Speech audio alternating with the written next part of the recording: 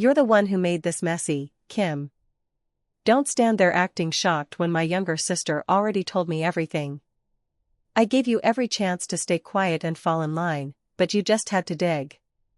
That private account was never your business, and now the whole neighborhood knows you can't be trusted. Pack a bag tonight or I'll make sure no one in this circle ever takes your side again. Hi, my name is Kim Reeves, I am 28 years old. I stood in the kitchen of the hillside house we rented overlooking the valley and watched my husband deliver those words like he was reading a script he and my younger sister had practiced for weeks. My hand stayed flat on the counter because any movement felt like it would give him the satisfaction of seeing me flinch. He had that half-smile he used when he thought he already won, the same one that used to charm clients at the marketing firm where we both worked until 3 months ago. My younger sister leaned against the doorway behind him, arms crossed, phone still in her hand like she had just finished the call that set this whole thing off. The core of it hit me harder than the volume of his voice. He was not angry about money alone. He was angry that I had asked questions about the private fund he and my younger sister had been moving around under a side business name I was never supposed to see. An insider memo had leaked inside the firm 2 days earlier, a short document that named me as the person raising red flags about irregular transfers. Someone had forwarded that memo to 3 of our mutual contacts in the affluent hillside enclave where we lived, and by the time I got home from a client meeting the story had already twisted into me being the disloyal one. My husband stepped closer and lowered his voice so the sarcasm cut cleaner. You think anyone is going to believe the quiet strategist over the couple who actually brings in the accounts? My younger sister has the screenshots. She has the timeline. You kept digging after I told you to drop it, and now you get to live with the version of the story that sticks. I did not answer right away. I looked past him at my younger sister and waited for her to deny any of it. She only raised one eyebrow and said, "You should have trusted the people who actually protect this family instead of treating every number like a conspiracy." That was the first time the betrayal felt physical, a tight band across my chest that made the next breath harder than it needed to be. The next morning the fallout started exactly the way my husband had promised. My colleague Ryan Sloan pulled me aside before the weekly strategy meeting and asked, in a tone that was almost polite, whether I still planned to stay with the firm after everything that came out. He did not say the word disloyal out loud, but the pause he left made the meaning clear. 2 other account managers who used to share lunch with me suddenly had scheduling conflicts. By noon the internal chat channel that handled Hillside client referrals had gone quiet whenever my name appeared. I drove home that evening expecting another round of the same conversation. Instead I found my husband and my younger sister at the dining table with printed copies of the leaked memo spread between them. My husband did not look up when I walked in. He simply slid one page toward the empty chair and said, "This is the part where you decide if you want to keep making this harder than it has to be." My younger sister added, almost casually, "Or you can keep pretending you are the only honest person in the room and watch every door close." I sat down because standing felt like admitting they already controlled the space. The memo itself was short, clinical, and incomplete. It mentioned transfers out of a joint operating account into a secondary ledger labeled only with initials that matched my husband's side project. It did not mention my younger sister's name anywhere, which told me she had scrubbed her involvement before the leak ever left the firm. My husband watched me read and then delivered the line that made the whole evening tilt. "You can sign the quiet separation agreement tonight and walk away with your reputation mostly intact, or you can keep pushing and I will make sure every contact in this enclave hears the version where you were the one skimming. Your choice. Clock is running." I left the table without signing anything. That night I slept in the guest room with my phone face down and the volume off. At 2 in the morning a text from my younger sister lit the screen, "Still time to fix this before the rest of the circle decides you are the problem." I deleted it without answering. The following afternoon my father called. He rarely called during the workday, so I stepped out of the office parking structure to take it. His voice was careful, the way it got when he had already talked to someone else first. He told me my husband had reached out to him the night before and framed the entire situation as me creating drama over money that was never mine to question. Then my father said the sentence that became the mid-story twist I still replay when the bitterness spikes. I should have told you years ago that I once moved money the same way when your mother and I hit a rough patch. I covered it. I expected you to cover this. The admission landed like a second leak. I stood under the concrete overhang and listened to my father explain that loyalty sometimes meant staying quiet even when the numbers looked wrong. By the time the call ended, I understood the shape of the isolation plan. My husband and my younger sister had not only turned the professional circle against me. They had already started rewriting the family narrative so that any resistance from me looked like the real betrayal. That evening I drove the long way home along the Ridge Road and stopped at a pull-off just long enough to send one message to my friend Dana Quinn: if anyone asks, I am reviewing options. Do not engage with my husband or my younger sister until I say otherwise. She replied with a single thumbs up.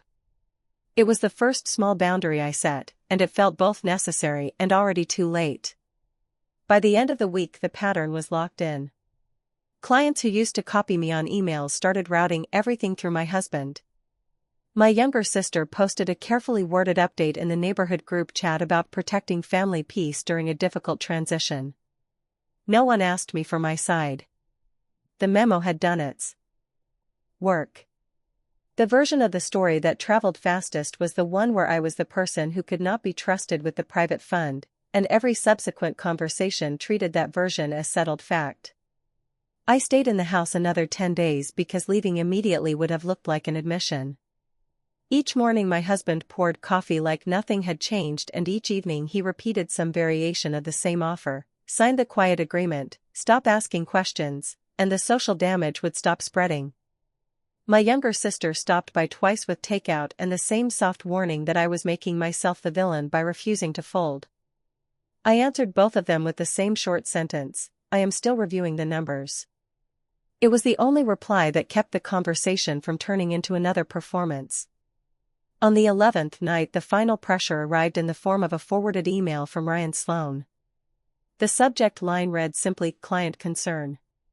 Inside was a short note from one of the Hillside accounts stating they preferred to work with the more stable half of the partnership going forward. My husband had already replied, thanking them for the clarity and confirming that the transition would be seamless.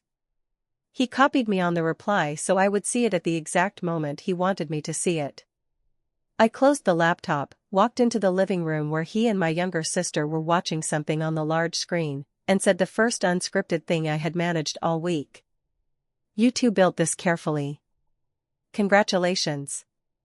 I am done pretending the memo was an accident. My husband muted the television and looked at me with the same half-smile from the first night. My younger sister only shrugged and said, "You could have trusted us." That was the moment the isolation stopped being a threat and became the actual landscape. I went back to the guest room, packed one suitcase, and left the Hillside house before either of them could deliver another polished line. I did not announce where I was going. I did not ask for understanding. I simply removed myself from the version of the story they had already sold to everyone who mattered in that enclave. If you have ever watched the people closest to you rewrite your loyalty in real time and then act surprised when you refuse to sign off on their version, tell me in the comments how long you stayed before you walked. I am still measuring the distance myself. I drove away from the Hillside house with one suitcase in the back seat and the same bitter clarity that had settled in the guest room the night before. The isolation plan my husband and my younger sister had built did not pause just because I removed myself from their stage. 2 days later the professional consequences landed exactly where they had aimed them. My colleague Ryan Sloan scheduled a short alignment check that turned into a quiet interrogation about whether I still planned to represent any of the Hillside accounts. He kept his tone measured, almost helpful, while he explained that several clients had requested a cleaner team structure going forward. When I asked who had raised the concern first, he only said the feedback had come through my husband and that the firm preferred not to create more friction. By the end of the conversation it was clear the memo leak had already done its secondary work. My name was now the one associated with instability, and every subsequent scheduling decision treated that association as settled fact. My younger sister texted that same afternoon with a photo of the neighborhood group chat. Someone had posted a carefully vague update about protecting the peace of the enclave during a private family transition. The replies underneath were full of soft support for my husband and zero questions directed at me. She followed the screenshot with a single line, "Still time to stop making this harder than it needs to be." I deleted the message and blocked the number for the rest of the day. The bitterness sat in my throat like something I had swallowed on purpose. That evening my friend Dana Quinn met me at a quiet coffee place near the waterfront and slid a printed copy of another internal note across the table. It was not the original memo. It was a follow-up summary that had circulated among 3 account managers, naming me as the source of unnecessary scrutiny on a side ledger that my husband controlled. Dana had received it from a mutual contact who still thought she was neutral.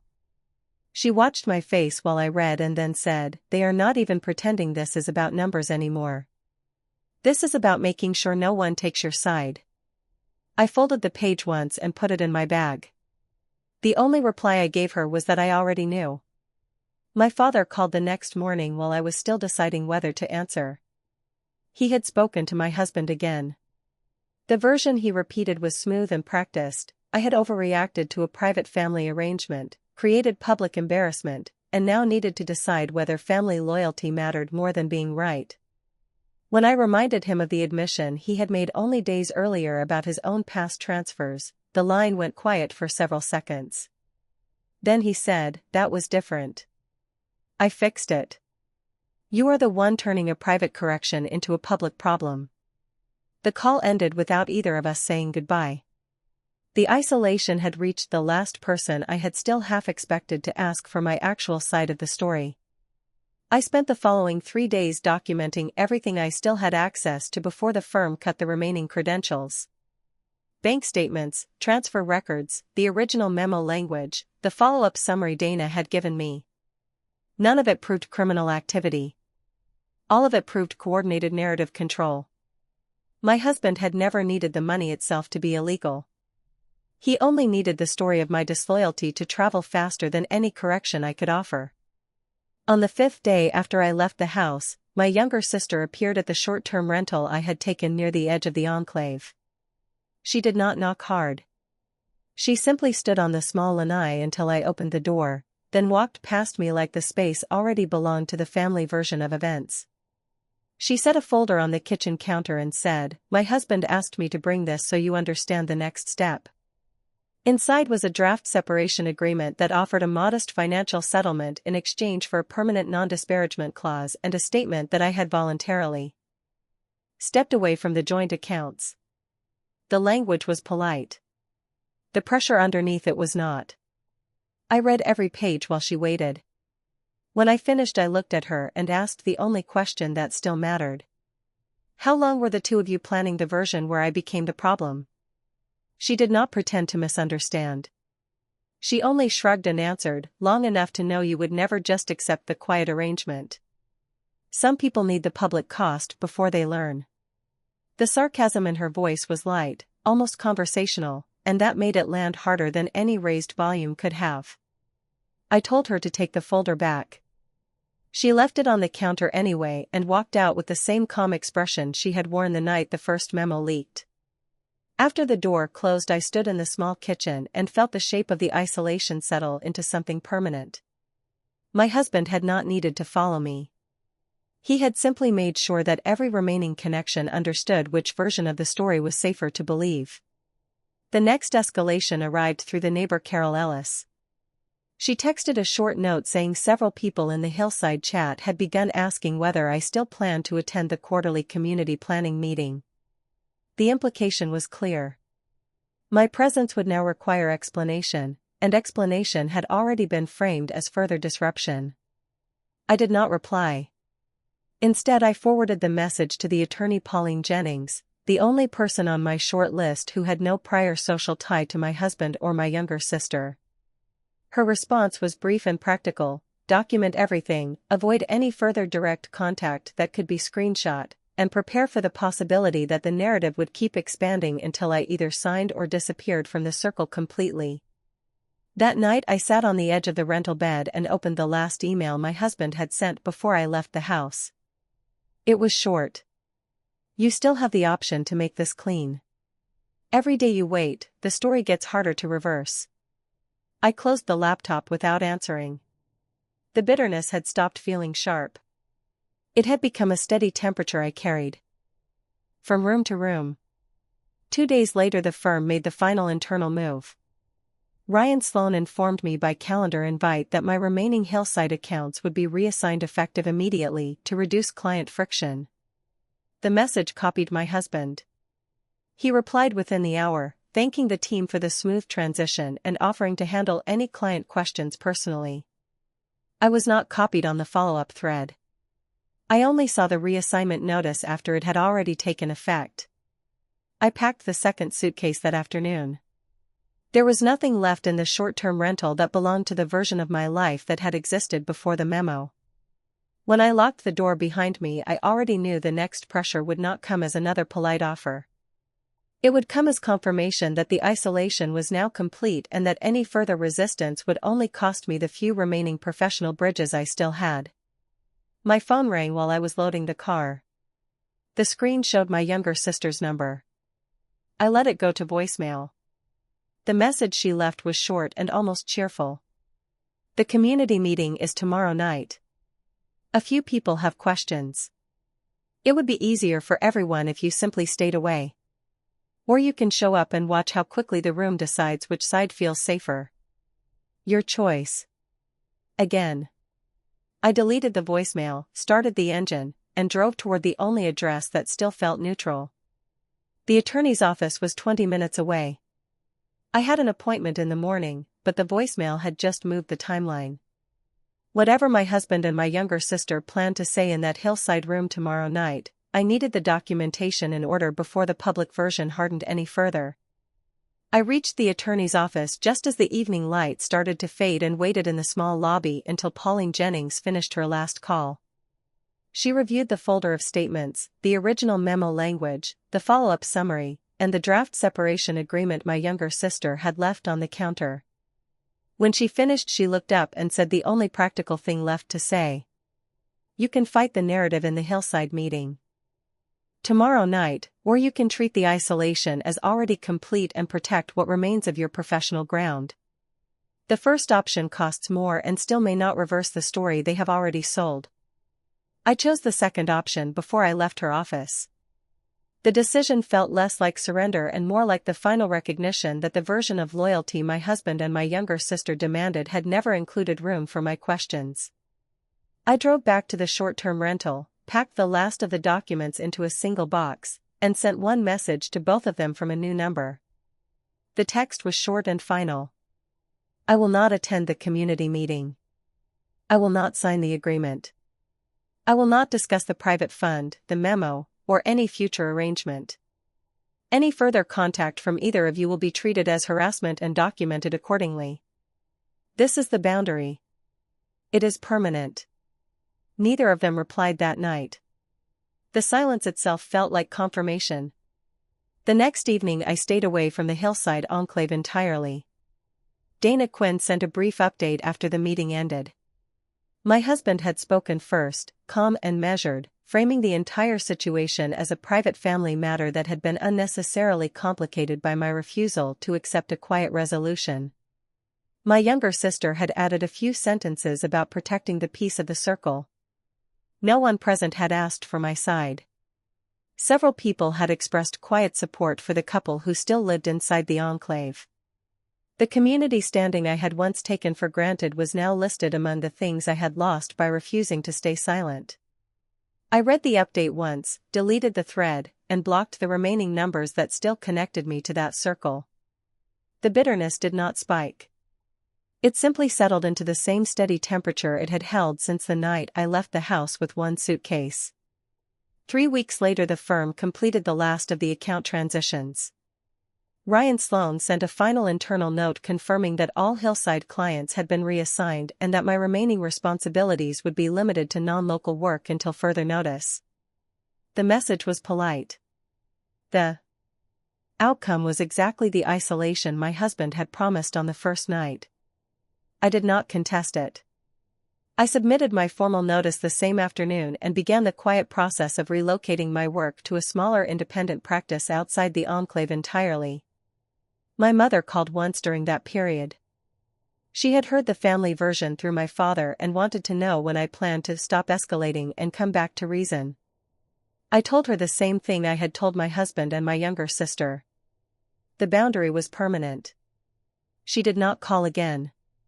My father sent one last email restating that loyalty sometimes required silence. I archived it without answering. The ironic twist arrived 2 months later in the form of a short article in a local business newsletter. The private fund my husband and my younger sister had protected so carefully had drawn quiet scrutiny from an outside reviewer after one of the Hillside clients requested a fuller accounting. Nothing illegal was proven. Nothing dramatic happened. The only result was a mild professional embarrassment that stayed inside a small circle of people who already preferred not to discuss it. My husband and my younger sister retained their place in the enclave. The community standing they had worked so hard to preserve remained intact. The only person permanently removed from that standing was me. I read the article once, closed the browser, and felt the last of the old reflex to correct the record simply dissolve. There was nothing left to correct that would change the outcome. The isolation I had refused to negotiate had become the cleanest version of freedom available. I no longer lived inside their story. They no longer lived inside mine. I rent a small place on the quieter side of the island now. The work is slower and the income is lower, but every number on every statement belongs only to me. I do not attend Hillside meetings. I do not answer messages from the old circle. I do not explain the boundary to anyone who still believes the first version of the memo. The fierce quiet independence I carry is not dramatic and it is not rewarded. It is simply the only ground that no longer shifts under my feet. Thank you for listening to my story. If you were standing where I stood, with the people closest to you rewriting your loyalty in real time and offering isolation as the only remaining option, would you cut contact completely and accept the loneliness that comes with it, or would you keep trying to correct a story that was never meant to include your side?